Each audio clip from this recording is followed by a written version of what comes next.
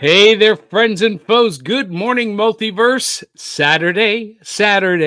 Do what you want on Saturday. Watch cartoons, ride your bike, eat whatever the heck you like. Oh, yeah, we live for Saturday. This is Back in the Cereal Box, the pop culture podcast that celebrates the fun of the Saturdays of our youth while sharing what we love today. And I am your host, the prophet of pop culture, John Pyka. You can call me Johnny Beyond if you dare. And Avengers comic books and Star Wars movies, Saturday morning cartoons made me who I am today. And that's what this show is about, because when I was a kid, we didn't have iPhones or tablets at the breakfast table on Saturday mornings.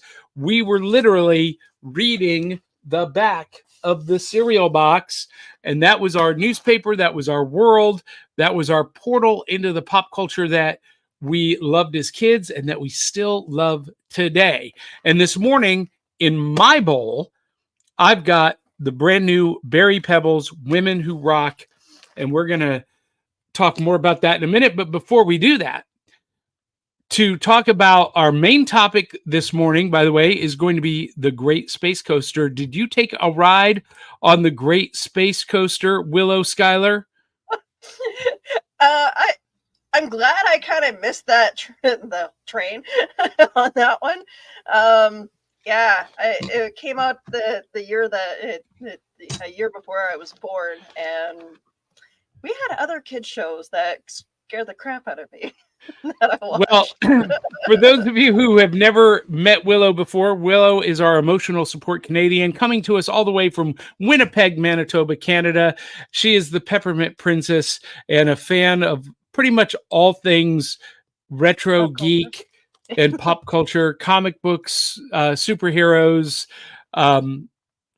pretty much everything. Every week you're like, I really like this. This is the exception. Well, we'll get into that in a minute. And joining us is really, she's become our show, almost like our museum curator, our historian. She is an incredibly talented cosplayer and artist, and she's your wife's favorite redhead. And again, she's into all things comic book and geek. It is Aubrey Cavitt. And ladies, I've already shared what's in my bowl. I am eating Berry Pebbles. It's the brand new Fruity Pebbles variety. And I think one of you tried this a couple of weeks ago, didn't you? Did one of you have this already? No. I may have way back. Okay. Weeks ago. So it is a berry flavored instead of the generic fruity flavored. And of course it features Wilma and Betty and Pebbles on the front, the women who rock. So what's in the bowl? Berry Pebbles. And on the back, it's got these great little like history cards of women from history, like Katherine Johnson, who, they made a movie about her, Hidden Numbers. Sarah Christian became the first professional race car driver in America. Sally Ride became the first American woman in space in 1983. 1910, Florence Kimball became the first woman in the U.S. to earn a doctorate in veterinary medicine. Really cool. And for those of you who have been following our show, you know that one of the missions of our show is to empower women in geek pop culture. Most of the shows that are like ours are, put it politely, toxic sausage fests. So early on, Willow and Aubrey, I said, we're going to be different. And because I've got a daughter, it was important to me that, women who love pop culture and who love geek pop culture and retro pop culture have a voice in this show. That's why my co-hosts have always been women. And we appreciate you for that. So yes, I am a feminist, and this morning I am eating Berry Pebbles. So while I'm pouring my milk, what's in your bowl, Willow and Aubrey? All right. So One of my favorite cereals is honeycomb. Honeycomb, honeycomb, honeycomb, honeycomb. And this isn't a boring box for a change. There's actually fun on the back. Oh, they must have smuggled that in from America. Probably. So yeah, there's like brainstorm teasers. There's Sudoku, which I'm gonna fail at miserably. Some kind of unscrambled words. Yeah. I look forward to doing some of these. So yeah. That is awesome. Right in line. And of course, Willow has not, she's already dressed for work, I think. She's not in her pajamas this morning. But yeah, I do have to work later, but I'm definitely not wearing this outfit for work. Aubrey, what is in your bowl?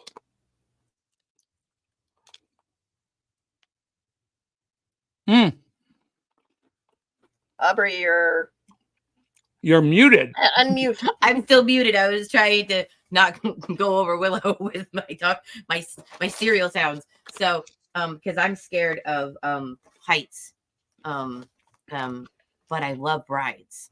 So I found Blueberry in the middle of nowhere, and I was like, "There's one Blueberry family size left. I have to get it because rides scare me, heights scare me." But I found some new bowls. Oh, I get it. Scared, boo, scary. I get it. Okay. And because the box matches my shirt because I like the Huggles from the Space Coaster. So this is actually my first time since I was a child trying this cereal. I'm so excited. Now you got to let the milk rehydrate those marshmallows. Really? Okay. Oh, they have to rehydrate? Yeah, they're dehydrated marshmallows. I found this out this week. I will always, because Willow knows, I've always commented about how I hate cereal marshmallows because they're dry and chalky.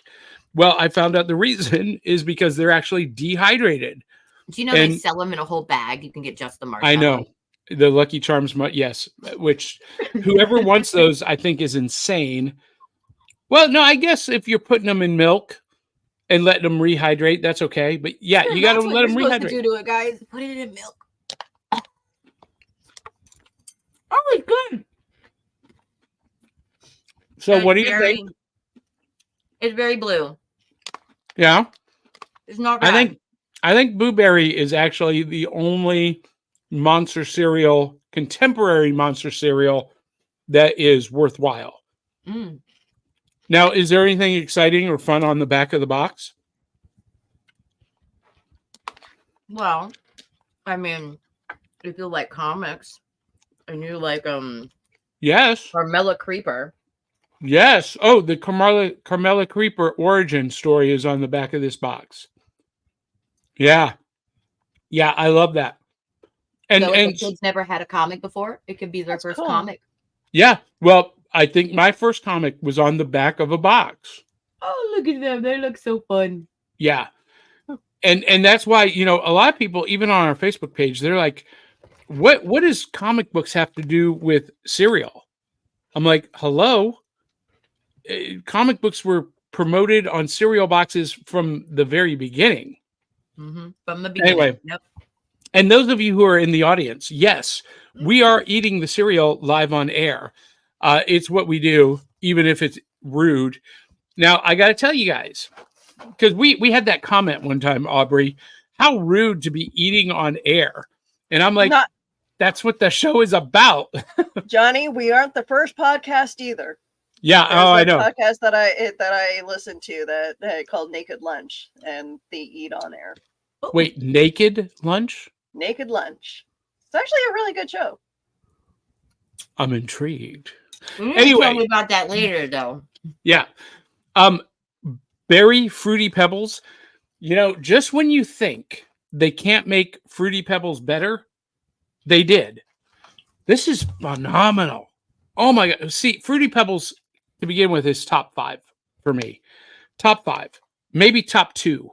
Fruity Pebbles and Cinnamon Toast Crunch. This is 5.5 bowls out of 5. And a spoon. Almost 6 bowls out of 5. That's how good it is. Willow, what about honeycomb? Does it hold up to your childhood memories? See, okay. If you're looking for a fun cereal, yeah, it's not like the fun cereal like you're eating there, Johnny. But it's not one of the. It's not a sweet cereal either. So I love it for that. I'm gonna say it's a 5. Okay, that's fair. And Aubrey, Blueberry, out of 5 bowls of cereal. Oh, this is a 5 out of 5. I love blueberry. It doesn't taste too sweet. It's still keeping crunchy with the milk. So yeah, 5 out of 5 for me. Blueberry will be a yearly thing now. Yeah, Blueberry is knock out of the park for General Mills. The rest of the monster cereals, not so much. But I would love to know in our audience what is in their bowl. So audience, please share what's in the bowl. And we're going to go to some comments right now, right off the top. And Zentron is with us. He says, "Good morning, cereal boxers." Morning, Zentron. Or should I pronounce that in a British accent and say, "Good morning, cereal boxers"? And he says, "No breakfast for me today, not even grilled cheese sarnies." No. Now, I forgot to send you guys the picture he posted. I hope you went and tracked it down on our Facebook page. Zentron posted a picture of his grilled cheese sandwiches. Did you guys go find that, seek that out? I think I saw it. I'm pretty sure I did. I will remember to send it to you. I missed it. I want to see. And Zentron says, "I just received another classic She-Ra animation as well as its associated pencil line art." So is it just Zentron, is it just the cell? Or is it a series of cells? Yeah. Oh, he clarifies, a cell. Yeah. All right. Animation cell. Molly Daniels is with us. And she says, "Weird cereal eater chiming in. I love those marshmallows. I eat cereal dry." And then she ducks and hides. Well, look, there are some cereals that actually I think are better dry as a out of the box snack. Not a lot, but there are a few. And actually, Frosted Flakes is great right out of the box dry. And sometimes Cinnamon Toast Crunch can be great. You know what's great? Ooh, Dave Mattingly reminded me of this morning. First day with my new tongue. Because last night he posted a picture of Cinnamon Toast Crunch with ice cream on top. I saw that one. And listen, I've done that, and it's epic. Listen, Cinnamon Toast Crunch milkshakes are the absolute best. So it's not weird, Molly. The cereal Crave, Krave, it's actually better without milk. Because in the milk, it acts like a sponge and it soaks up the milk super quick and gets so soggy, it's disgusting. So it's better dry. Stephanie Saucier, did I pronounce that right, Stephanie? She says hi. Hi, Stephanie. And Molly Daniel says, "Love all 3 cereals. We'll have to try Berry Pebbles." It's right now, Molly, it is my favorite Pebble cereal today. That could change when I have Cocoa Pebbles. That will become my new favorite. But today, Berry Pebbles is my favorite.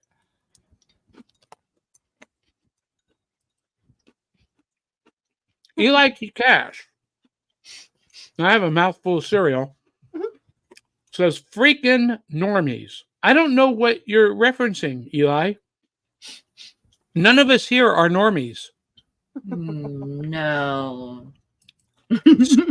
Stephanie says, "I too am strange and unusual." Yes, you are. Stephanie says, "I'm about to eat Fruity Pebbles." Yay! Eli T. Cash, I'm disgusted but intrigued. Johnny Bravo. Johnny Bravo. We have not talked about Johnny Bravo yet on this show. We will be in the coming months. I would call that a slightly spicy cartoon. Slightly. It's my favorite of the Cartoon Network cartoon era. I love it. Man, I'm pretty. Ooh, ha! Do the monkey with me. Oh my God. Love that show. That worked so well. What's that? That was so good. Listen, I was obsessed with Johnny Bravo. But anyway, Eli T. Cash says, Fruity Pebbles crunched, 5 out of 5, no question about it. So, I gave Fruity Pebbles crunched a 4. I wasn't a big fan of the crunched. I know, Aubrey, you had it. Yeah, a 4 out of 5. I know you had it and liked it. Or was it the Cocoa Pebbles Crunch that you had? I don't remember. I know I did the one that you're trying, the berry one. And that was way back. I don't know. I'm going to have to look it up now. I'll look up the box art. I'll remember it that way because I can't remember it by taste right now. Good morning, Kelly. Kelly Tupper says, good morning. Too early today. I'm still on my first cup of coffee. Reasonable. And Molly Daniels says, no cereal this morning, just drinking coffee. Oh, no. Stephanie says, I make and sell pop culture jewelry. Yes, Stephanie does. And I have a piece of hers. All right. Very cool. We'll need to post a link to that on our Facebook page. Zentron says, I have about 150 She-Ra animation cells. Wow. Pencil line art, storyboards, background art, scene production folders, etc. Zentron, why did you not join us for our She-Ra episode? I know. Where were you? Because we can't seem to coordinate our times properly. We're really going to have to do like a throwback episode, like, and get maybe, both of those two shows together, maybe the He-Man and the She-Ra, and do like a contemplative episode where we get Zentron in on it. That's funny. Tabby Cat is in the audience and she says hi as well. Morning, Tabby. Excellent. And Kelly Tupper agrees that Crave gets too mushy. Yes, it's bad. It's bad. All right. Dry, it's good, right? Yes, I love it dry. It's because it's, Crave, and they did some new brands. There's a cinnamon toast crunch called Stuffed. And it's like cereal pockets, and it's filled with icing or cream. And the Crave is filled with chocolate icing. Ooh, so it's chocolate. And they're little squares, and it's like eating a chocolate filled donut, but crispy. So good with coffee. That sounds like it would be good with coffee on the go. It could be. And right out of the box, tasty. Really delicious. But once you put it in the milk, it acts like a sponge and it just becomes a soggy mess. It's not good. It's not good. Maybe if you did them one at a time, like put it on your spoon and dipped it in and but who has time for that?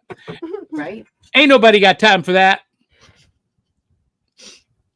Willow did not respond to that. She doesn't know what that reference is. Do you? I do, but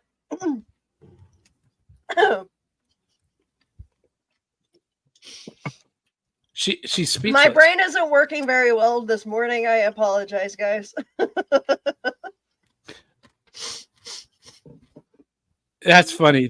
So, it is time already for one of our favorite segments, sponsored by Entertainment Earth. You can get all of your retro loot needs at Entertainment Earth. Use our link. It's in the show notes, ee.toys/cereal box. But it is time for prizes from the cereal box, aka new loot. And when we were kids, sitting at the breakfast table, watching, eating cereal in between watching cartoons, reading comic books, kung fu movies, Godzilla movies, pro wrestling, we would not just eat the cereal, we would reach into the box and pull out the prize, or in my case, we would pour out the entire box of cereal into a big giant bowl to get the prize and, tick off mom. But in this box, I've been holding on to this for almost 3 weeks now. Aubrey, a couple of weeks ago, you, Eli, and I went to Muletown Comics in Columbia, and I bought a stack of $1 comics. And then just before that, I had been to Dragonfly Comics and Collectibles in White House and bought a stack of 25-cent comics. So let's start, and I've got them all here. Now, I'm not going to show off everyone. I'm just going to highlight it real briefly. The Flintstones. You remember all of these harken back to our episode a couple of weeks ago talking about Saturday morning cartoons in comic book form. This is the updated, this is a variant cover, but this is the updated Flintstones comic where they really did kind of a realistic style, so cool. Story and art. And this is issue 1. I have the entire collection in a trade paperback, but I picked that up for $1 because why not? And then for 25 cents, Biker Mice from Mars. And by the way, guys, Oh, wow. this is making a huge comeback. This morning, Nacelle Toys posted a video of the brand new Biker Mice from Mars action figures. They're in and they're heading out to stores today. They're getting shipping from the warehouse today. So they're going to end up on store shelves in the next week or so. So Biker Mice from Mars. Does anyone remember Biker Mice from Mars from Yes. the early 90s? I Very do. much, yes. Here's a deep cut. Woody Woodpecker, who, by the way, do you know, and I got a couple of Woody Woodpecker, but do you Oh my know gosh, so cool. that I hate Woody Woodpecker? What? I hate this character. I want to just slap him in the face. Anyway, So, why do you It's have so the funny comics? because I loved him. we're going to be talking about Woody Woodpecker in our next segment, in our next season of Saturday Mornings 102. But I hate Woody Woodpecker. I just. We were talking about Disney comics. Here's Mickey and Donald from Walt Disney Comics. And this is published by, actually distributed by Marvel, but published under their own banner. Harvey Classics. You remember we talked about Harvey Comics? Yep. Casper the Friendly Ghost. One of my favorite. And this is exciting. This is actually the Archie adventure series, and there was a time when Archie Comics published Teenage Mutant Ninja Turtles, and this is and this is the source book. This is very cool. This is like all the characters, their background, their powers, their true identities, kind of like the Marvel handbook to the handbook to the Marvel universe. Very cool. More Harvey Classics with the Jetsons and Oh my god! Hot, Oh my god! I Hot love Stuff. the Jetsons. Does anyone remember Hot Stuff? Vaguely. This is a way back to the 1950s and 60s. But he was a character that would often appear in the in the anthologies that showed Richie Rich, Casper, and Hot Stuff, and Lulu. I think it was Lulu the Witch. You guys, Charlton Comics. We didn't talk very much about Charlton Comics on that episode, but Charlton Comics was the other big one, and the Bionic Man comics. But Okay, you guys, Johnny, how much did you pay for that one? No joke. 25 cents. No, where? I got at Dragonfly Comics and Collectibles. Oh, in White I House, want to Tennessee. go now. I'm gonna be broke. Yeah, and Now, this one was not 25 cents, but it was still only $1. Johnny Quest Ooh. from Comico. You guys, this artwork on the front is Nice. Doug Wildey art. He was, along with Alex Toth, was one of the main art directors. And the interior art has that same feeling. They cast Dr. Benton as more of an adventurer himself. He's really kind of the Indiana Jones character. And in this episode, in this issue, they're riding jetpack like skateboards. I love it. Johnny Quest from Comico. This is early 80s. Comico was available in grocery stores everywhere. So love this, and love that.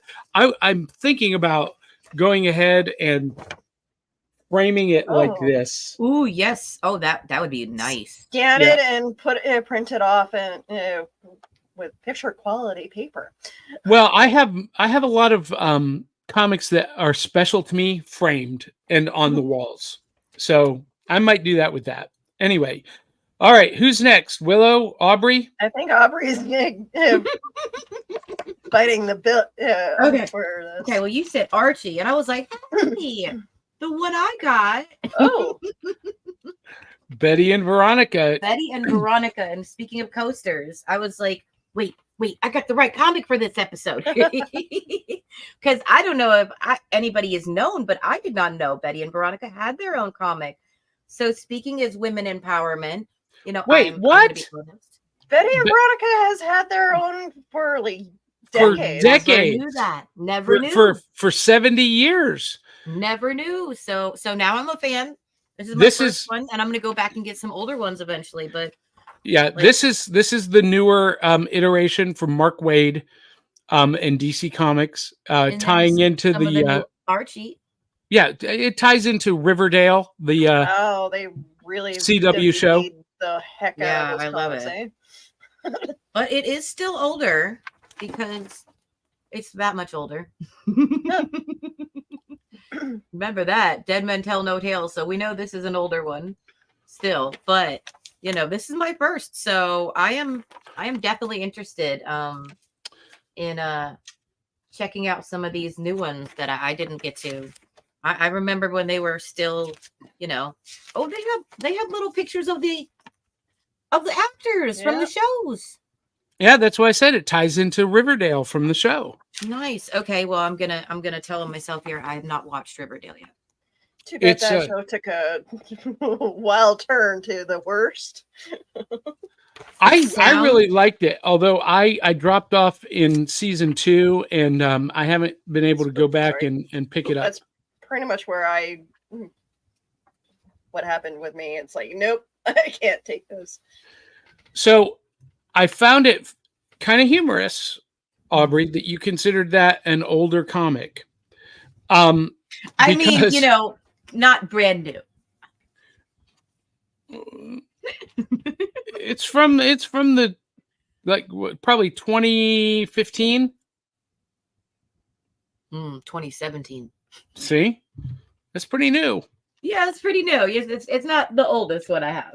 Now, here's what's interesting: the Harvey Classics. These are not the original Harvey comics. These are reprints of the. Okay. These came out in 1992. Okay. Now, the originals came out in the 60s and 70s, and I still do have a lot of those from the 60s and 70s in a box in storage somewhere, and I don't know where it is. I think the oldest one out of this group that I got would be the $6 Million Man. It's a Charlton comic. Yeah, 1976. Nice. And it's falling apart. But you remember I've told you about win prizes in cash? Oh, right here. I love those. Olympic greeting cards. This is how I got my first Magic kit. Those right are here. So great. They need to. Oh, I love that so much. So the oldest comic I bought that day, Johnny, was I bought a very, very old book. Right. Alley Oop. And that was actually from 1930. Oh, wow. And you got a great price on that, if I remember. Was it $15? People will have to go and find out for themselves, won't they? I think it was, and it was a really good price. If they get there first, I might get there first and get the rest of them. Okay. And Alley Oop is, probably one of the most underrated comic characters and comic strips ever published, full of biting social satire. Willow, do you have anything from your cereal box this morning? Yesterday, when I was getting the carts from work, I found a stress ball. It was frozen. A frozen today stress it's nice ball. And, yep. So that's my amusement of oh my gosh the week. So you reminded me with that. So Target has they've got a kiosk like in the middle of the entrance of like throwback dollar toys. I posted a picture of the bathtub finger paint. Did you guys ever have that when you were kids? And you would paint? But I had it. I didn't have it. When I was a nanny, I did. The kids that I was looking after did. Oh man, back in the 70s, we had the bathtub finger paints in the bath, and you'd draw on the walls with them, and it was soap, so it washed right off. Amazing. But they also have all of this throwback. They had Silly Putty. Mm-hmm. You guys love Silly Putty. I love Silly Putty, and you doing that with the stress ball reminded me of Silly Putty. I need to go get some Silly Putty and put it, lift the pictures off these. Did you guys do that? Yeah. You put this on the newspaper and it lifted. Yeah. Yep. That was some fun. If you don't, we have a kid, by the way, watching this morning. Hi, Kat. We have a young person watching this morning that I know for definite. And please, if you're watching and you have kids or nephews or nieces or someone that you know that's younger, they are perfectly acceptable on here. We definitely like sharing our passions so that we can pass it on to the next gen. Yeah, and in the case of those kids, we're sharing stuff they've never heard of or ever seen before. Just remind Willow to watch her tongue. We tone down the spicy for the morning. Okay, so Zentron addresses our question, where was he when we were covering She-Ra? And he says he was in the middle of a marsh on the top of a hill in the countryside during the She-Ra podcast. Well, that's kind of cooler, in my opinion. Yeah, it is. Send us pictures of that. Yep. And Kelly Tupper says those pockets, those stuffed cereals are gross, she says. And Molly Daniels says, we do have an unopened box of Cinnamon Toast Crunch, unless son number 2 open it. Listen, there's no excuse for an unopened box of Cinnamon Toast Crunch, ever. Unless you have 2 already open. Some of us have ADHD and all of our cereals are always open.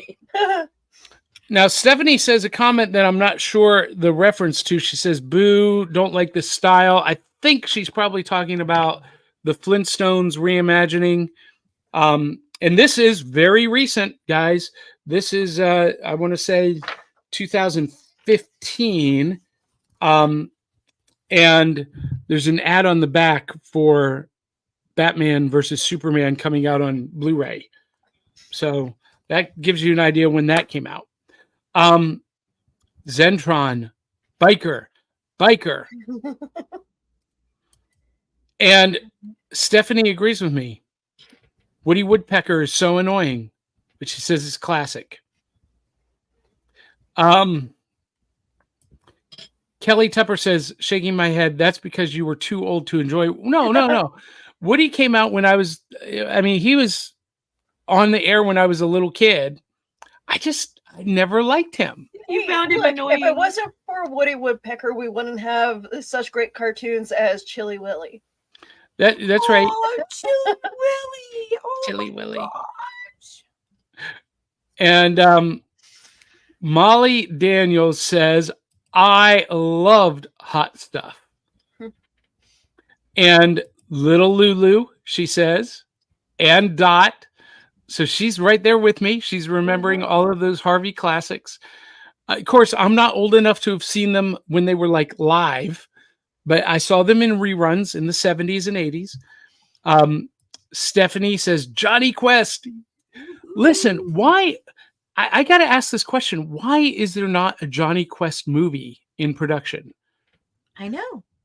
This is an IP that is begging to be made. The closest we ever got was a TV series on the Banana Splits called Danger Island. It was the closest we ever got to like a live action Johnny Quest, and it wasn't really, but it was kind of made to be in that vein. Zentron said he just finished reading Vampironica. So this is a series, Aubrey, where Veronica from Betty and Veronica becomes a vampire queen. Okay, I've never heard of that one either. That's why I went, so now there's another one on my list. That sounds awesome. It's a more recent one. You had Vampironica, and then you had Jughead the Hunger, where Jughead became a werewolf. Oh, okay, that's... But okay, my brain went a totally different direction on that. Vampira. Vampirella, yes. Yeah, Vampirella. Well, and that's what it was supposed to be. Like, what if Veronica was Vampirella kind of thing?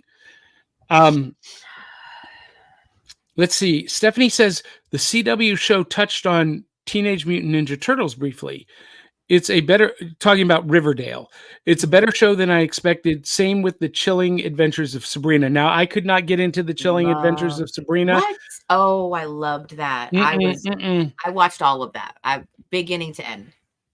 Nope, I was not a fan. And there's a reason, but we're not going to get into it. Definitely had a niche market for that whole thing. My daughter liked it but see, I'm just going to be honest with you. That kind of witchcraft, black magic, Satanism, because Satan's a big part of the cast of the story. I'm not a fan. That's too real to me, and I don't want to get involved with that. So anyway, and she says yes, the Flintstones won. She's not a fan of that style. The Real Adventures of Johnny Quest was my favorite. Really? That's a recent series, like 90s. So interesting. All right. Anybody else have anything? Any prizes from the box? Actually, now that you mention it, for the older kids, I do have one more thing that I didn't get to show off. That was, I was gonna save for another morning, but I thought about it, and I was did you hear how great she sounded as she got closer to the mic? So I don't know how many of you graduated from the back of the cereal box and comic books to really being hungry for something else that was just as fun. But I found these. Oh. And I was really excited. Choose Your Own Adventures. Now, are these vintage? These are.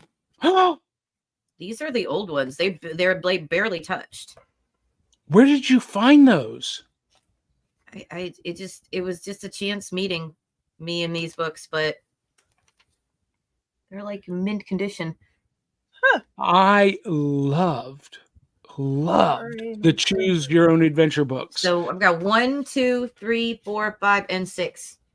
So I don't know. I didn't get to read all of them when I was a kid. I'm looking at them like, okay, Journey of the Sea I read, House of Danger.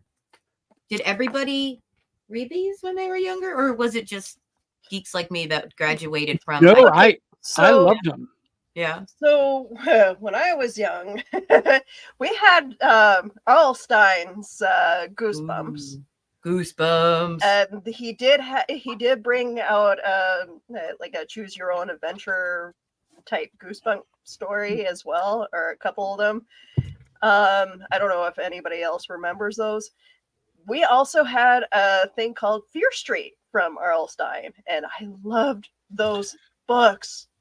So I was a big fan of the Indiana Jones choose your own adventure books, but I read all of them. I love that whole idea. I love that concept. And I have an original printing of House of Danger. But you guys, I've showed this off before. Aubrey, prepare yourself. This just happened to be sitting right here on the bookshelf beside me. This is what? the game. Oh, I want to play. Oh my god. It's a choose your own adventure game. You play the book House of Danger. I want to play. Yep. Oh, we should do that one night. We should do that as an after hours episode or something, or like a Patreon thing. Can we please? We can do that. We can do that. And you play using. I get really excited. Yeah, you play the story with the cards that have the scenario and what if yeah. and yeah. Okay, the brainy in me was like, I knew you would love that. House of Danger. I've not played it yet because I can't get anyone here at the house to play it. Well, we'll all each have to buy a copy, and I'm sure the game store near my house will have one. Barnes and Noble has it, and there's another one too that they did with the vampire. You probably have the book. I don't know what it was called, but anyway, yeah. So there you go. Ta-da! yay! And Tabby Cat says, "Oh my God, oh my meow." Aubrey knows I have a thing about books too. And Molly Daniels said, "My kids read Goosebumps." Ooh, they're good. And oh my gosh, Zentron reminds me there was a short series. It was a mini series. Red Sonja and Vampirella meet Betty and Veronica. And you guys, it is available as a trade paperback. And it's been on my list for the last 2 years to pick it up to read it and do a review for Back Issue Breakfast Club. So, yes. I knew I saw that. I just, for some reason, around Comic-Con, I can't seem to find those issues.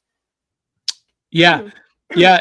The single issues are hard to find, but you can get it in a collected trade paperback from one of our other sponsors, strangely enough, Tifa, Things from Another World. And they are also a sponsor of our new series, Weekdays 101. And on Weekdays 101, we are talking about one of the either greatest or weirdest shows you've ever seen. Did you ever take a ride on the Great Space Coaster? Get on board on the Great Space Coaster. We'll explore. Woo! The Great Space Coaster. So, tale of the tape. The Great Space Coaster was created by Kermit Love, an original Muppet designer and builder for Jim Henson, and Jim Martin, who later went to work on a number of other Henson-related projects, including Sesame Street. The series episodes, which were videotaped in New York City, videotaped, were directed by Dick Feldman and were fitted with a laugh track. It was produced by Sunbow Productions. If that sounds familiar, Sunbow Productions did G.I. Joe, Transformers. With Marvel, they did Gem, My Little Pony, and it was distributed by Cluster Television, a division of Hasbro. The puppets were designed by the Great Jones Studio in New York under the supervision of Kermit Love. The puppet designers and builders consisted of Jim Krupa, many of you know that name, Robert Lovett, Christopher Lyle, John Orberg, and Matthew Stoddart. First day with my new tongue. And the Great Space Coaster is about three young singers, Francine, Danny, and Roy, who are brought to a habitable asteroid in space called Coasterville by a clown named Baxter, who pilots the space coaster, a roller coaster-like spaceship. The asteroid is populated by strange looking, wisecracking puppet characters like my favorite, Griddle Gorilla, Knock Knock the Woodpecker. There's the woodpecker. And of course, Edison the elephant. And the one, the only, Gary Gnu, the host of the Gary Gnu Show. There's no Gnus like good Gnus with Gary Gnu. And Baxter is forever on the run from empty promises, an infamous ringmaster. There he is, the infamous ringmaster with the top hat, who plans to recapture Baxter and return him to the circus. And each episode ends with a different life lesson and various celebrity guest stars, like Mark Hamill of Star Wars fame and composer Marvin Hamlish. So this show came on when I was a kid in the early 80s, junior high, because it was, I want to say 81 to 84. Is that right? 81 to 86. And it came on in the mornings. So previously, we talked about She-Ra and He-Man, Transformers, and G.I. Joe in the afternoons, Thundercats in the afternoons. Great Space Coaster was on in the mornings. So this is what I was watching on weekday mornings, eating my cereal and getting dressed, ready to go to school. And because it was on at that time, I think I only ever saw the first 15 minutes of any episode. So I didn't remember the moral lesson at the end. And the only thing I really remembered was Danny, Francine, and Roy, and Gary Gnu. That's all I remembered from my memory. But rewatching this, I became reacquainted with Griddle Gorilla. And you guys, I want Griddle Gorilla as a co-host on this show. We need to contact Sunbow right now and say, we want a revival of Griddle Gorilla. Wouldn't he be awesome? I just very dynamic of a character, definitely. Okay, so I'm going to let you guys carry most of this episode because I know Willow, you have some very strong opinions about the show. And look, we have our own creepy puppet shows that plagued our airways as a kid when I was a kid, and this is nightmare fuel. Well, so first of all, I hadn't seen this show since I was in junior high when I watched it on air in real time. I did not remember really what quality it was. The puppetry was amazing quality. The puppet models were really good. Even Baxter, who I typically life-size puppets kind of creep me out. I'm going to be honest with you. They typically don't work for me. And that was just an actor in a suit. So, but there was Baxter. No, Baxter was an actor in a suit. No, I know, but there was puppetry in the face and the eyes. The moving eyes. Yeah, that's a whole thing. It's still another piece of puppetry. What was it, the 80s or was it the 70s and just reran in the 80s where they had the Disney Channel had a live action Dumbo show with puppets? I don't remember that, but that could be a little bit traumatizing. Dumbo? We'll have to go back and look. There was a Winnie the Pooh show. The 100 Acre. What was it called? I think it was called 100 Acre. I think they did that too, but I remember Dumbo especially. I don't remember that. Some of these characters were like. Later I'll send you screenshots of those, but that creeped me out as a kid. Well, okay, so I was a huge fan of the Muppets. Jim Henson's Muppets, that was my thing. Sunday nights, 7 p.m. with the family. I love the Muppets. I consider Jim Henson the greatest magician who ever lived because he created life. out of fur and foam, felt and foam. And good voice acting. Yeah. And these guys were every bit that quality. And it should have been, because they were former Muppeteers or future Muppeteers working on the project. Yes, and I was just blown away by the quality. I just didn't remember it being that good.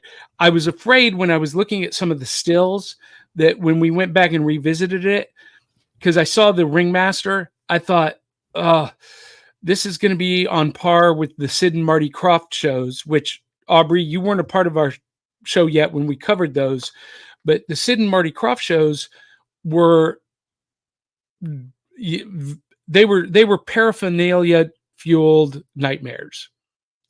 They had their charm. They were great for certain performances, but Willow, you remember HR Puffin stuff, Sigmund and the Sea Monster.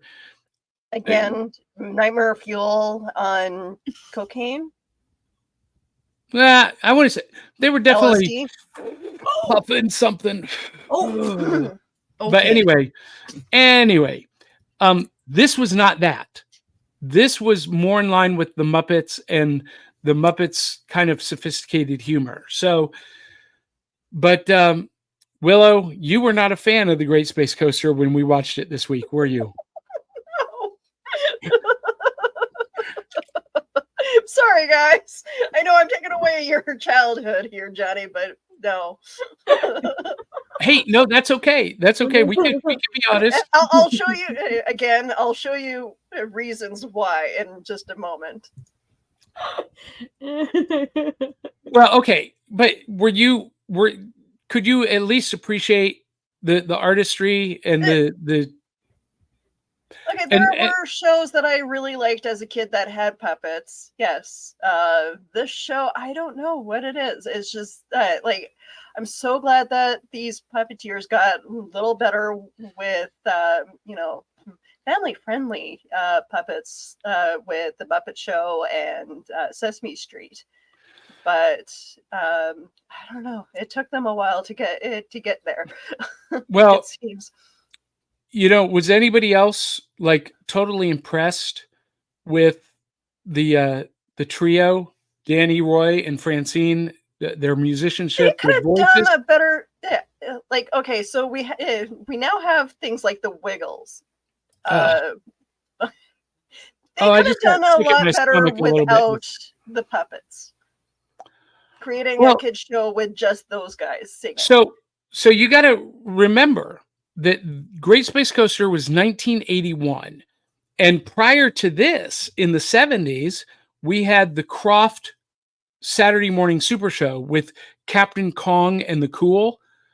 And right around the time Space Coaster, I guess a few years before, maybe 1980, we had a Saturday morning show called Hero High. And so Krofft Super Show had Captain Cool and the Kong, and they would do musical numbers in between the cartoons. Okay.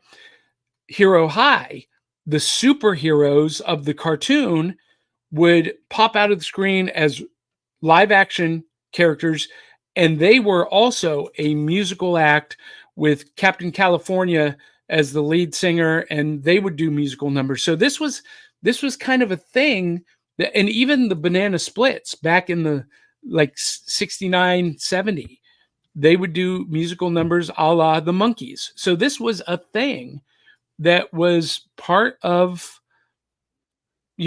Saturday morning cartoon programming. And this is the first show of that format for weekdays.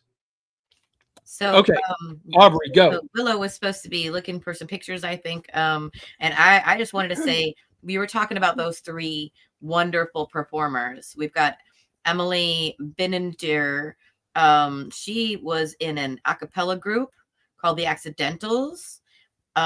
She became famous for working with over a dozen recording artists and performing. And if you watch anime, Hack.Sign and Cowboy Bebop have her vocals in there as well.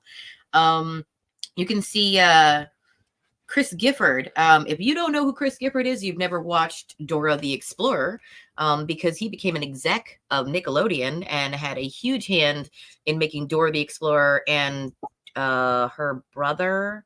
Oh, I forgot his name all of a sudden. Diego, yeah, and Diego's special also. So and Ray Stevens, by the way, not Roy. He plays Roy in the show, but Ray Stevens is his actual name. And he became the lead singer of the Village People. I don't know if anybody knows that, but that is right there. No, he would have been with the Village People before this. Oh, okay. Well, he was the lead singer. You know, after this is the main thing he did was that. But he was, if you know Stephen King, he did sing vocals for Cat's Eye, the Stephen King film. So, okay, I'm looking up Ray Stevens here because I'm curious about that because, he died in 1990. Yeah. At age 35. We didn't get a lot of his talent. He was very talented performer, very, very talented. His vocals are amazing. So if you watch the show and you can get clips, come on, we do reels, Instagram, everything. I feel like he should have clips everywhere. He is very much unsung, so to speak. Okay. But he had some extreme talent. So all three of them, these kids, they started out on this show as much younger than in this photo we have here available, shorter and younger. And and they went on to do big things that affected so many people. Well, so I want to add a piece of clarification here. Mm-hmm. Roy Stevens did take over as the lead singer of the Village People for the tour of England in 1985. Right. He was not a part of the original group that was doing albums in the 70s. Mm-hmm. So that's a piece of clarification. Kind of like how Adam Lambert took over for Freddie Mercury with Queen. Yes, that's why I said he became the lead singer. But yeah. So his name is Ray Stevens, not Roy, and he plays Roy in the show. But on Cat's Eye, the Stephen King film, you need to look for Roy because they misnamed him. Oh. So that was in his little bio that they misnamed him for that film. So it's actually Ray Stevens. This is the same guy that was in this coaster. And so if you wait, back up, Aubrey. You go so fast. For those of you who are only listening and you can't see the pictures, it would not be as obvious to you that this Ray Stevens is not the Ray Stevens of The Day the Squirrel Went Berserk and Everything is Beautiful, multi-Grammy Award winning country and AC artist. Aubrey, you're looking at me like you don't know who I'm talking about. Nashville no, I know it's the same. I know. Okay. I was listening. It's not the same person. Yes. Yeah. Everything is beautiful. Yeah. The Day the Squirrel Went Berserk. In the first. Anyway, it was fun. It's a great song. I can't remember the lyrics. Yeah, and they call him the Streak. And I wanted to mention 3 more people from the Puppeteers that did big. Aubrey's like, Johnny, you're interrupting me. Stop. Okay. I just want to get back to the content. No, so Pamela, I'm gonna murder this last name. Pamela Arcerio. She played Oscar the Grouch's girlfriend. She was on Between the Lions, and she became a director of a Noggin series called Ubi. If you know what Ubi is, they're these little puppet hands with eyeballs on them, and it became very, very popular for a long time. The puppeteer Kevin J. Clash was Elmo. He was in Labyrinth. He worked with the Muppets, and he went on to do Happy Time Murders. Wow. Yes. And Jim Martin did Adventure Time. He was Gary Gnu. The Gnu, Dragon Tales and Bear in the Big Blue House. So there is powerhouses in here that went on to, after 1981 to 86, do and influence things in our culture, in our kids' TV, in our TV. TV that our siblings had that we didn't even really know. This is like this little group here from this coaster series is like, wow, like there is a lot there. So like unpacking, this is one of the things I love about going over these older shows, unpacking the talent that literally seasoned the ground that everything grew out of when it came to shows, TV, the way that we had scripts writing, the music that affected a whole 3 generations, and amazing people. So yeah, if you haven't seen this show, it's not just about a coaster. It's not just about being in space in a moral dilemma every single episode. It's also got some really cute, like, if you like pencil art, if you like out there older music. I mean, they were Day-O in one of the episodes, and you're like, what does it have to do with a kid's space coaster? Again, doesn't matter. Enjoy it. Okay. It is a wild ride. You're going to leave the room if you're doing chores like adults do or doing other stuff. You're going to leave the room and then go run back in the room. Like, what the heck is happening now? How did we get from this to, but it's amusing. It definitely keeps my ADHD like in the moment. Like I'm going to go in the other room. I did this morning. I'm listening to episodes I haven't even watched because I was revisiting. And I realized how many times I saw this show as a kid and don't even remember it. Don't even remember the effect, but the artistry that was in these talents that were in the show just came and just slipped right past us into the 80s, the late 80s, the 90s, and the 2000s. And we're like, wait, I know this is from there. And so this is what I love. Reimagining old stuff, is one thing. But this is, you could make so many series off this series. Like there is too many things. Let's just talk about Baxter's backstory, okay? He is an escaped clown from a space circus. Where's Baxter's story? All right, that's my opinion. That's Baxter. Look at Baxter. Look at that creepy, fabulous kid. Is he a kid? What he was a gentle giant. He was just like kind of like Pooh Bear. He's like, oh, I just want to go along to be along and get along. He was my jam, man. Like my spirit animal, Baxter. I'm like, I don't even have any rainbow stripes, and I want to have that shirt now. Like, so I wanted everybody to get along. Yeah, he just wanted to get along with everybody and be everybody's friend. And in the first episode that I watched, they were trying to get him to run for mayor against Gorilla. Yep. And he's like, I don't know, guys. I don't really want to be be mean and have to, get in politics. And Gorilla, he was like, to be polite, he was like the template for today's modern politicians. Throwing cash at it. I mean, empty promises in that episode. I'm like, his name was perfect for that episode. I love that character. And somebody out in the audience, somebody listening or watching needs to help me because I can never remember the real life person's name. Gary Gnu was modeled after a world famous broadcaster. You've heard his voice, you've seen his face. He would cup his hand over one ear and he would, he had that same kind of voice. And his first name was Gary too. And I cannot remember his last name. Someone out there remind me, Dave Mattingly, you've got to know who I'm talking about. Dave, where are you, Dave? I got it. You got it? Yeah, Gary's unusual speaking style was inspired by the 1957 Flanders and Swan song, The Gnu. Okay. That's what Wikipedia says. Well, but the actual, the characters like model and the format that they put him in as a broadcaster, it is directly off of this character. He was actually on. He was a character on Between the Lions. Yes. I've got that down. Yep. But before the broadcaster that I'm talking about, between the broadcaster? yeah, it was the last thing he did before he died.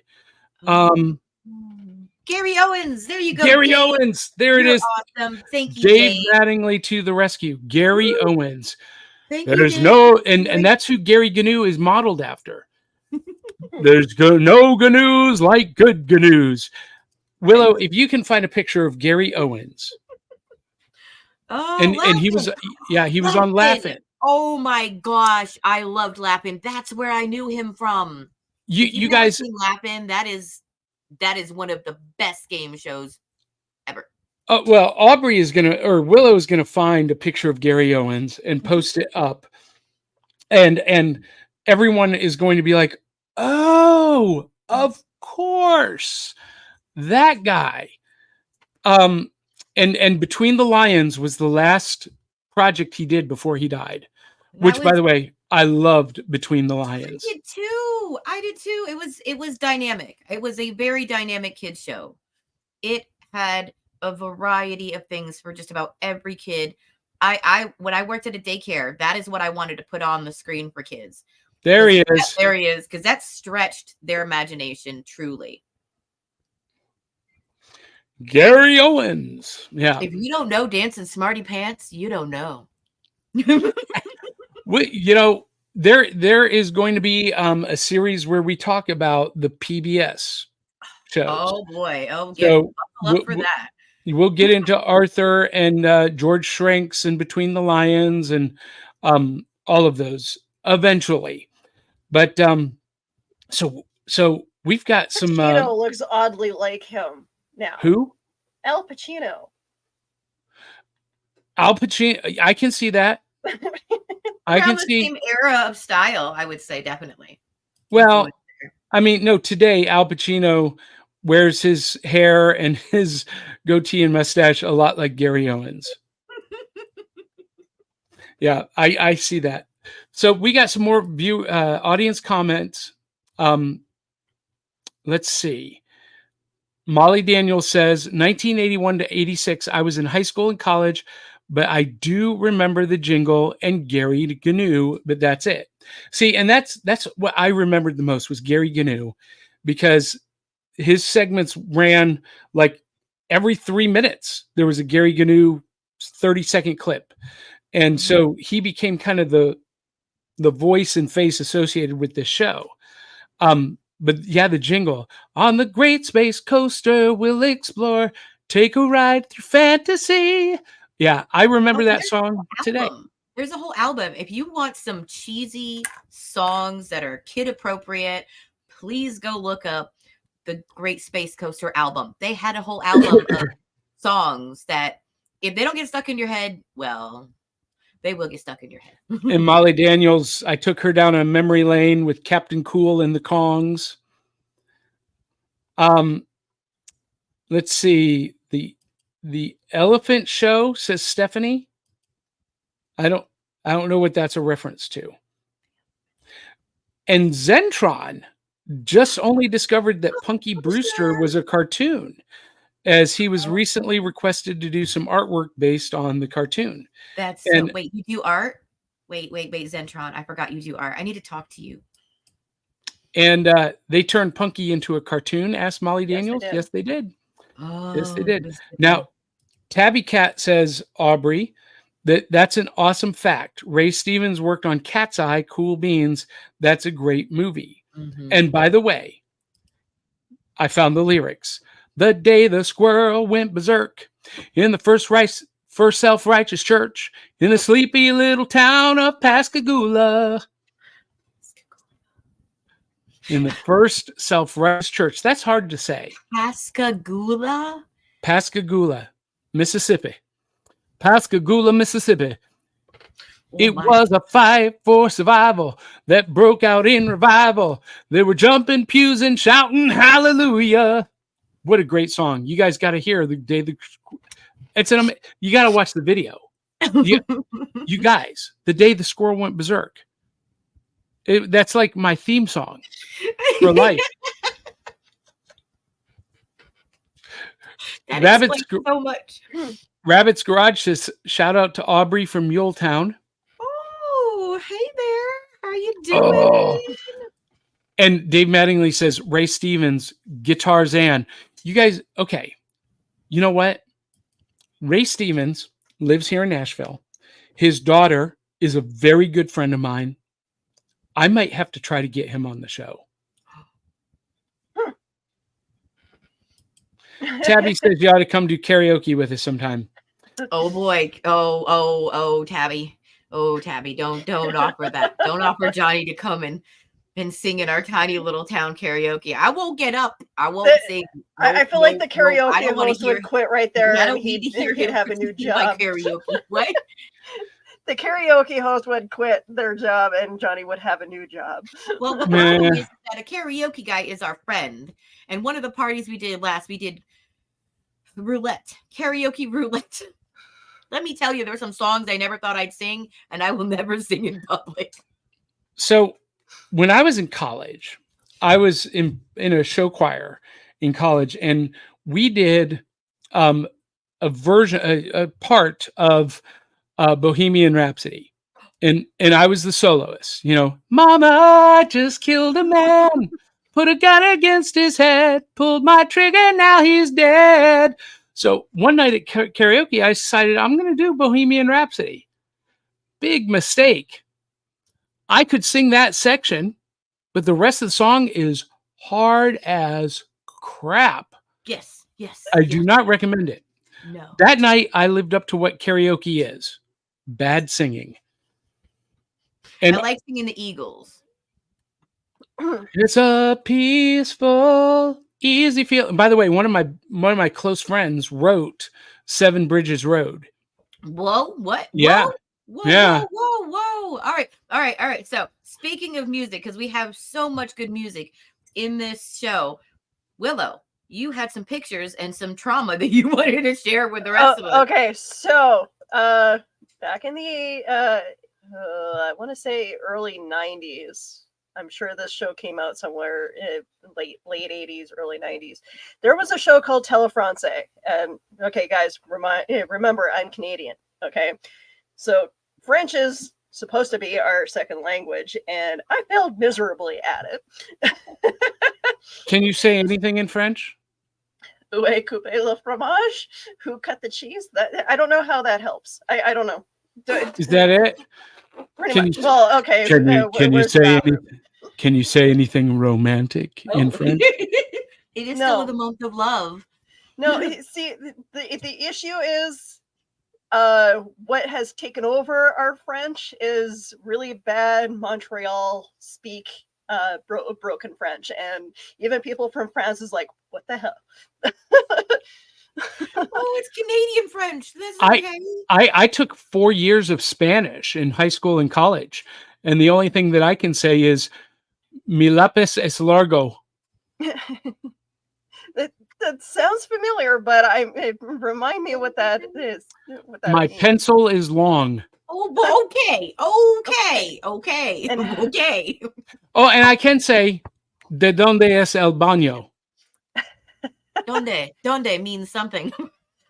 Where is the bathroom? Donde means where. Donde es el baño is Spanish for where's the bathroom. What is it in French, Willow? Où est la toilette?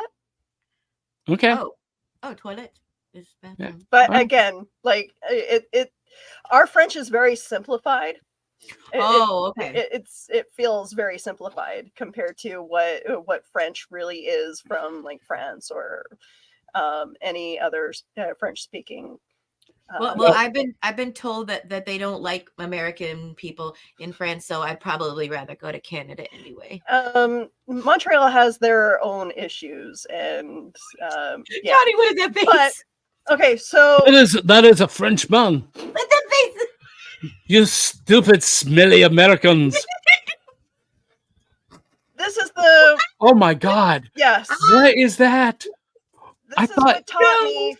This is what taught a lot of Canadians French in the early 90s. Oh my!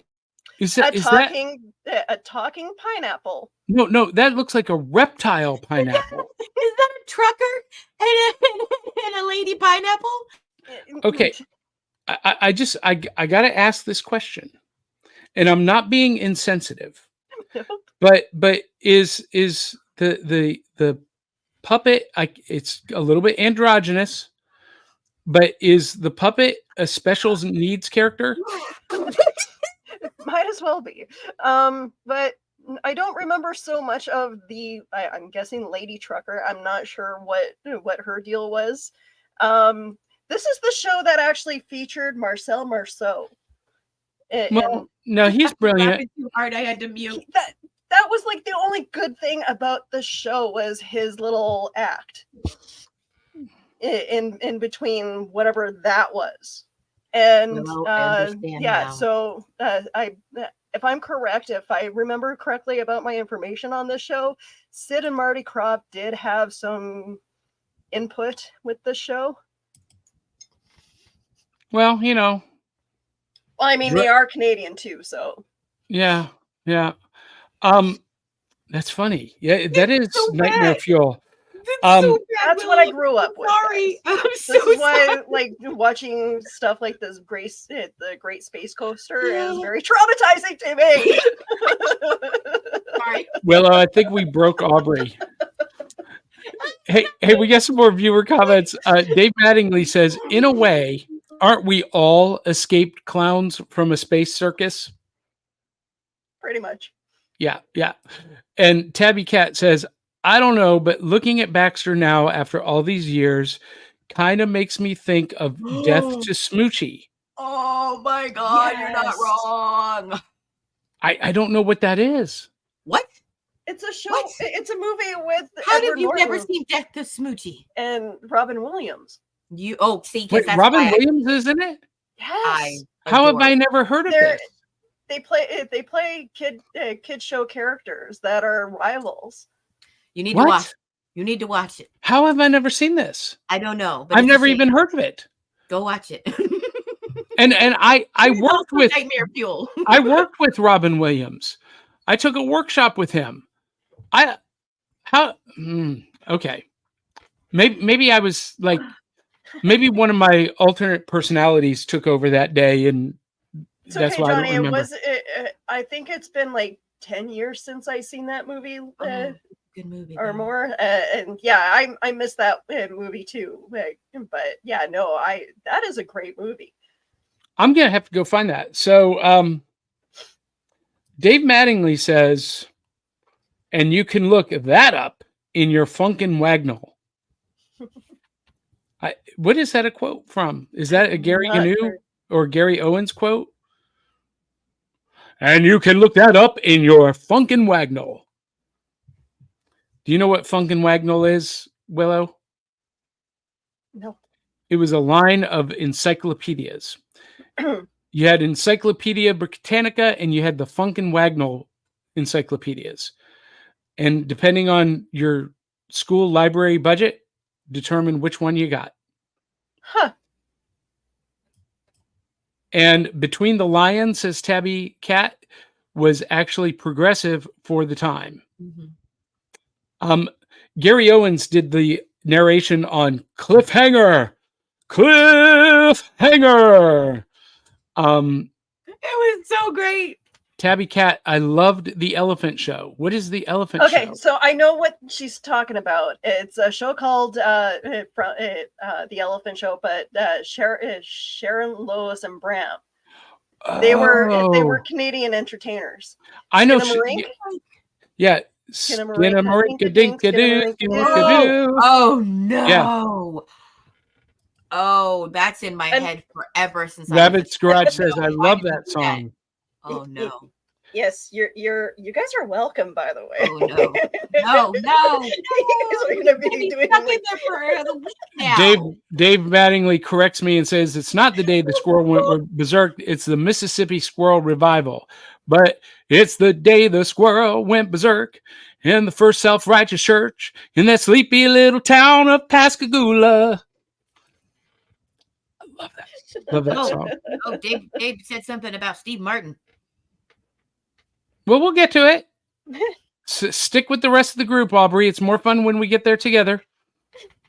No, I Molly Daniels, she told of gossip and church dissension, but the thing that got the most attention was when she talked about her love life and then starting naming names. What are you talking about, Molly?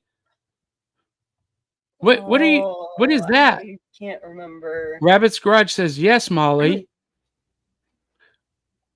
Molly went off the rails somewhere. Oh, I don't know. I don't know. That's interesting.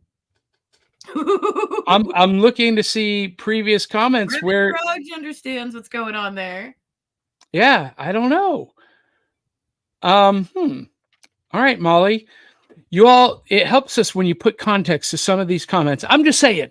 No, but we love talking to them anyway. I know. Oh. Molly Daniels says, "What? I love Seven Bridges Road." Yes, I do too. That's what I thought. Yeah. I talked to him just the 4 days ago, as a matter of fact. Molly says it's the lyrics extension. The lyrics extension. Oh, of the Mississippi Squirrel Revival. Yes. Now I know what she's talking about. See, Molly, you got to provide that context. And Zentron says, Scaramouche, will you do the fandango? Thunderbolt and lightning, very, very frightening me. Galileo. Dave Mattingly says, I remember more. For your next child show. Dave Mattingly says, I remember more from my 1 year of Latin than from your 4 years of Spanish. Well, that's fair. And in French, bathroom is oui, oui. Hey, Willow. Yes. If you're Canadian and you have eggs for breakfast, how much is enough?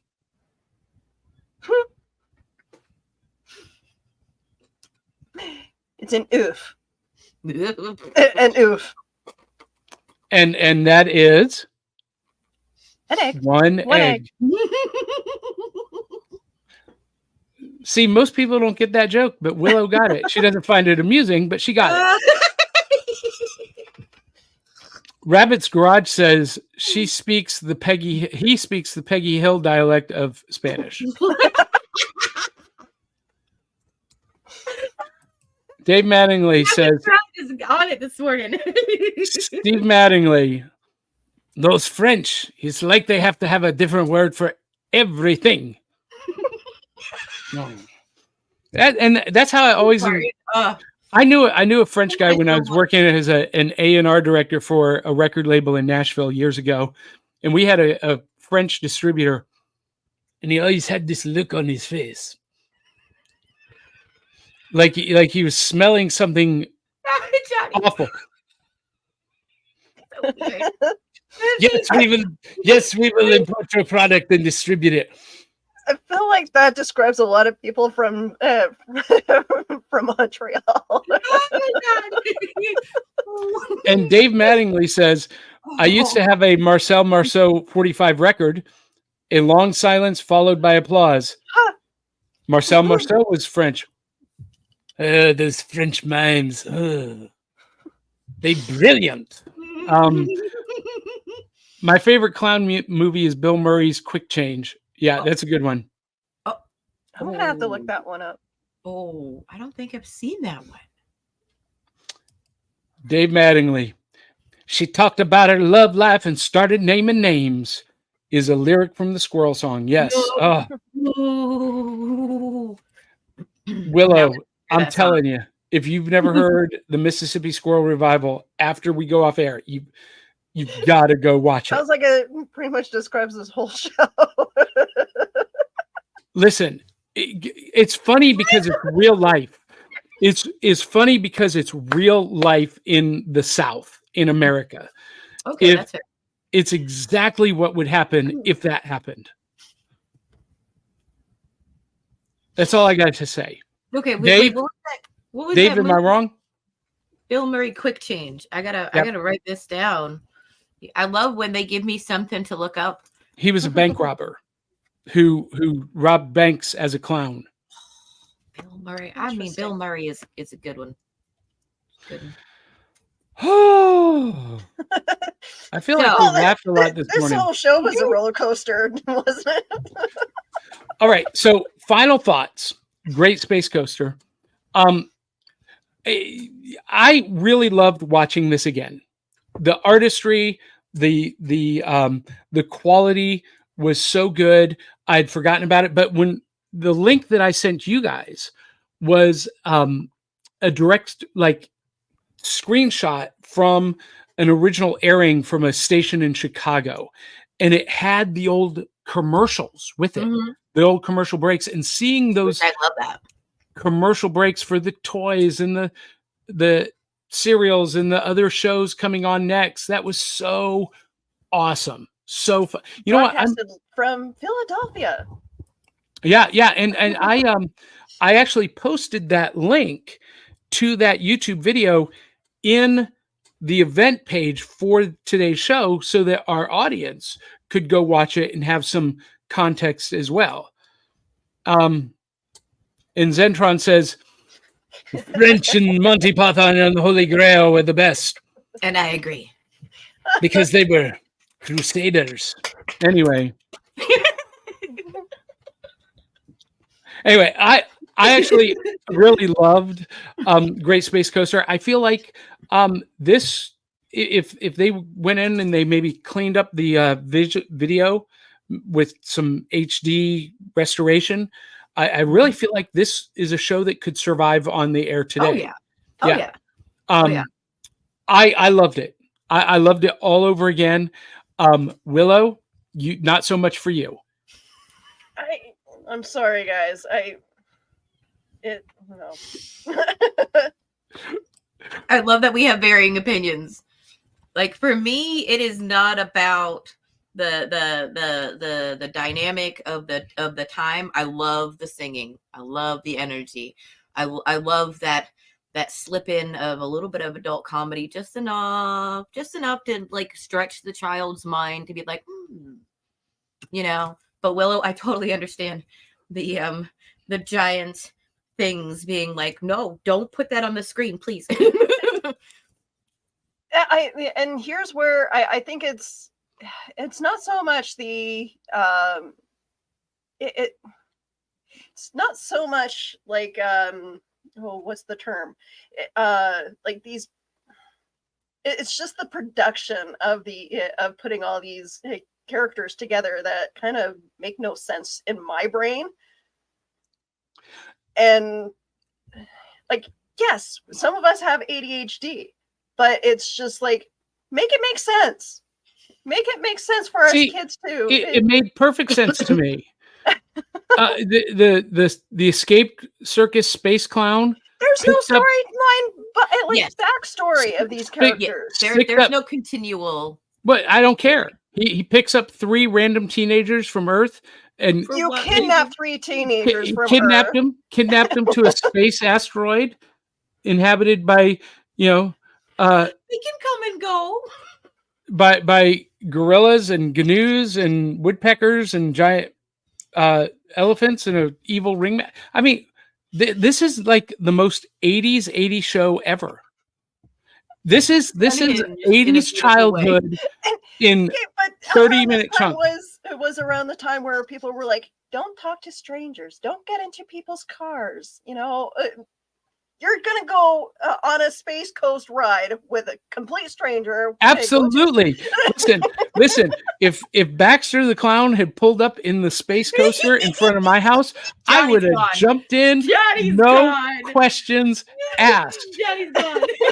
He'd be like, "Would you like to go on a Space Coaster ride to a secret asteroid in space?" I'd be like, "Would I?"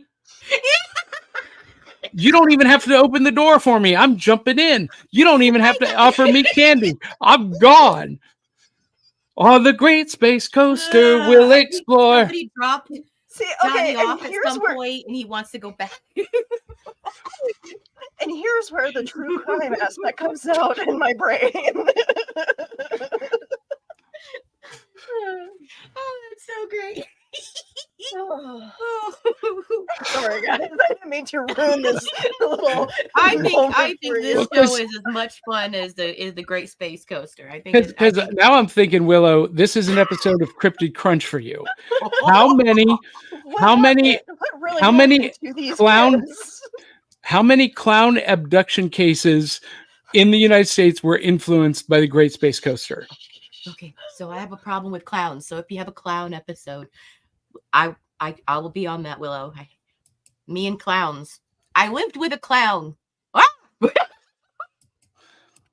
Baxter loves you, Aubrey. Stop it. Hi, Aubrey. You want to go on a ride with me? Come on. It's the Great Space Coaster, Aubrey. You know you want to. Okay, stop with that. You know you want to take a ride on the Space Coaster. Come on, Aubrey. If he gets out of a little car and he comes towards me, we're going to fight. I ain't going on no coaster with you. Baxter is adorable, but you guys can have it. People's fear of clowns, I can understand completely why You know they what- have that fear. Oh, yeah. But you know what? Honestly, I could probably be Baxter. I like to collect people, so maybe that's why it's a little. Wait, what? You like to collect people? What? I do. I love collecting people. I love meeting new people. I don't take them with me though. I mean, maybe if I had a space coaster. Who All right, knows? Aubrey, stop talking before you incriminate yourself and the FBI comes knocking on my door. All right, guys, we have got to go. We are long over time. This has been a fun episode, though. This has been a lot of fun this morning. I hope our audience is having as much fun as we are. And if you are, we do this with the help of our Cereal Box Super Friends who help fund us at patreon.com/cerealboxpodcast. And we would love it if you would become a contributor too. All we ask is $1 or $2 a month. That's less than you pay for coffee at Starbucks every morning. $1 a month, $2 a month. It makes a huge difference for us.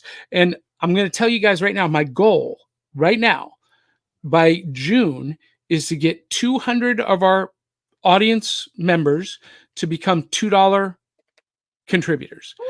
And you know what that will do? That will allow us to do a couple of things.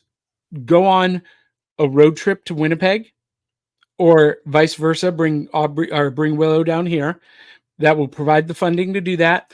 That will let us go to some of the bigger conventions, like Dragon Con or Gen Con or New York Comic Con.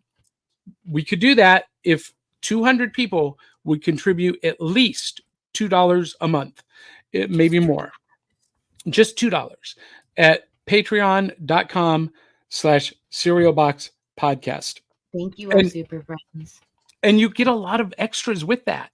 You get a lot of bonus stuff. Like, what did we just launch this week, Willow? We launched an because my exclusive. brain's not working. You set it up. We launched an exclusive Discord server just for our Patreon subscribers. You can join an exclusive community through Patreon and have access to the Discord server. You get bonus episodes like Weeknight Bites, which is a live stream event where we send you the studio link to join us on camera. And it's just us and you and us, sharing thoughts, random stuff that's going on, talk about pop culture. That's only for patrons. We do Back Issue Breakfast Club. That's exclusively available first to patrons on Patreon, and all other kind of bonus material like artwork that we're producing, sneak peeks at books and comics and other just cosplay photos and stuff from cons and all of that extra stuff that we don't post anywhere else, only for Patreon supporters at patreon.com/cerealboxpodcast. And make sure you follow everyone on screen. Willow at Willow Skylor Productions, everywhere you hang out on the internet. And Aubrey is at Miss Kindred Ivy, mostly on Instagram. I'm still trying to convince her that Facebook is really worthwhile. But anyway, look, we've got almost 10,000 followers on Facebook. So I invest a lot of energy there for them. And follow me, the Prophet of Pop Culture, Johnny Beyond, John Pyka, back of the cereal box .fun is that web address for the show. And when you, oh, that's the wrong one. When you visit our website, well, where'd it go? It disappeared. Who took the show card? There it is. Back of the cereal box.fun. When you visit that website, you can also get access to all of the other great shows on the Cereal Box Network. Now, before we leave, ladies, we got to acknowledge our friends at Comic Books for Kids.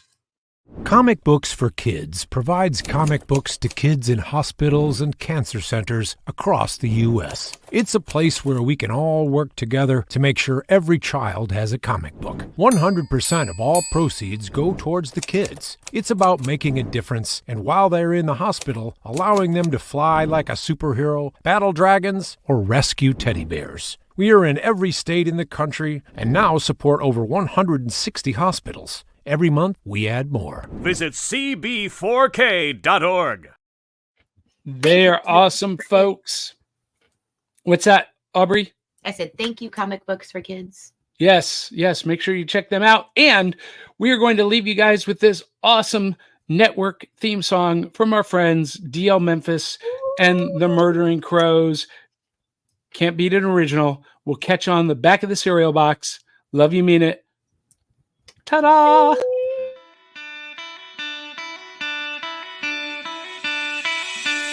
It's like Coca-Cola, Levi's.